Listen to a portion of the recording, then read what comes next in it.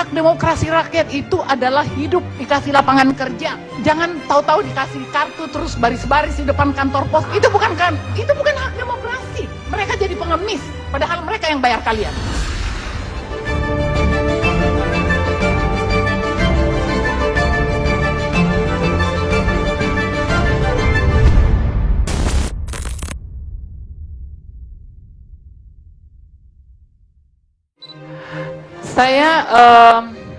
Saya pikir kita terlalu banyak lari dari temanya ya.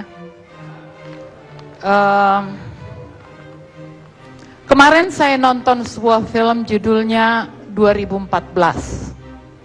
Malam ini saya kepengen betul bicara kepada seluruh lembaga yang sebenarnya punya fungsi mengelola negara. Dan saya mau meminta kepada mereka supaya nontonlah film itu.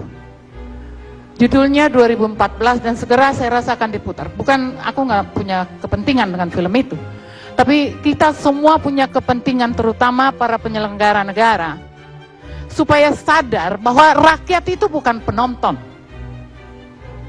Kalian tuh digaji sama rakyat. Kalian itu harus melayani rakyat. Jangan bikin diskusi-diskusi aneh seperti ini, lalu rakyat nanti disuruh nunggu. Apa ini? Apa kita nggak punya malu? Tonton itu film supaya kalian bisa bercermin. Itulah Indonesia. Supaya kalian bisa nangis seperti rakyat nangis menunggu kalian berunding, bahas-bahas. Come on, mikirlah. Tuhan kasih kalian kesempatan memimpin, lakukan sesuatu yang baik. Jangan malah bela ini, bela itu, bela itu. Mengerti apa? Anda mengerti politik itu sejak kapan? Ini politik brengsek. Aku bukan ahli politik, tapi aku punya common sense. Aku punya sensitivitas. Aku punya empati. Aku punya empati pada kehidupan.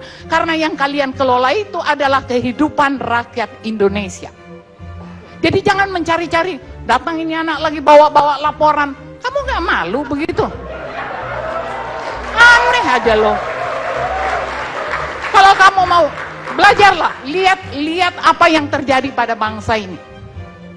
Saya sudah lama dengan teman-teman saya di gerakan saya sudah lama mengatakan kita akan tiba pada titik ini. Ini titik paling konyol. Konyol, tidak berwibawa, kehilangan harkat, kehilangan harga diri. Itulah Indonesia sekarang. Buat aku, di sini ini negara sudah tidak punya kepala negara. Jangan manja-manja. Nggak ada kepala negara. Mana kepala negaranya? Mundar-mandir sana sini. Oh nggak usah, jangan dibilang ragu. Jangan. What? Emang kita tolol? Jangan kalian membuat ya seolah-olah bangsa ini atau negara ini tidak punya undang-undang dan aturan. Kalian mau berpolitik untuk merebut satu kedudukan, silahkan. Tapi begitu kalian jadi presiden atau DPR atau apa, buka itu semua politik. Buka. Dan jadilah pengabdi pada rakyat, pada bangsa, pada negara. Kalian tuh digaji. Rakyat loh yang gaji. Dan rakyat menonton kelakuan kalian. Do something. Aku buat, jangan-jangan Anda juga nggak tahu tuh kalau misalnya dari tadi ngomong konstitusi yang mana? Yang udah diacak-acak itu. Yang udah jadi liberal itu, yang membuat kita makin miskin itu. Itukah konstitusi?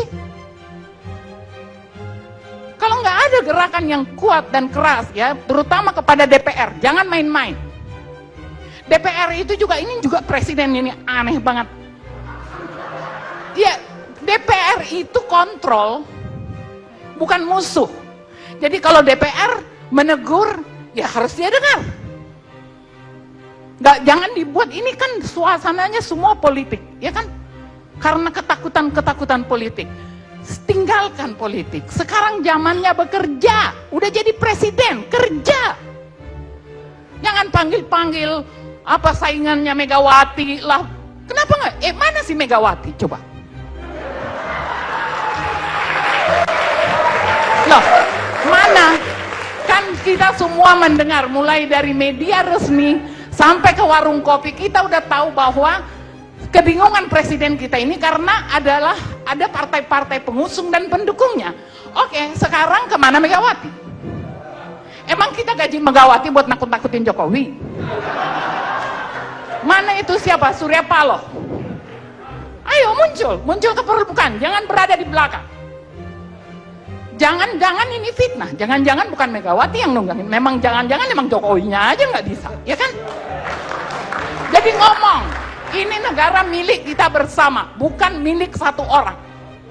Jangan ada yang merasa dirinya berhak mengatur-ngatur presiden yang udah ditetapkan. Gue suka atau tidak suka dia presiden. Jangan diganggu-ganggu. Suruh dia membuktikan dia mampu atau tidak. Kalau hari ini menurut saya, kita tidak punya kepala negara. Nah, apakah kepala negara ini karena dia tidak mampu atau dibuat tidak mampu oleh penunggang-penunggangnya? Aku nggak ngerti. Tapi yang pasti, ini negara dalam bahaya. Kalau ini terus-menerus seperti ini, bangsa ini dalam bahaya. Mau sampai kapan? Setiap detik yang kita tinggalkan, itu ada nilai rupiahnya. Kalian kan ada ahli ekonomi, ahli berhitung. Aku aja cuman seniman, aku bisa mengerti apa yang tidak bergerak. Ya kan? Jadi kalau buat saya, memang ini adalah momentum. Kita harus pakai momentum ini untuk mengubah cara kita melihat bangsa ini dan menghargai bangsa ini. Buat aku nggak penting kok pra-peradilan. Si BG sendiri ngomong kok. Dia ngomong apa tuh? Pokoknya kalau saya nggak dilantik, saya akan bongkar kecurangan pemilu. Apa nih? Ya artinya secara kualitas manusia ini nggak benar. Saya kira dia nggak ada ngomong gitu. Dia ngomong di media, ya di media.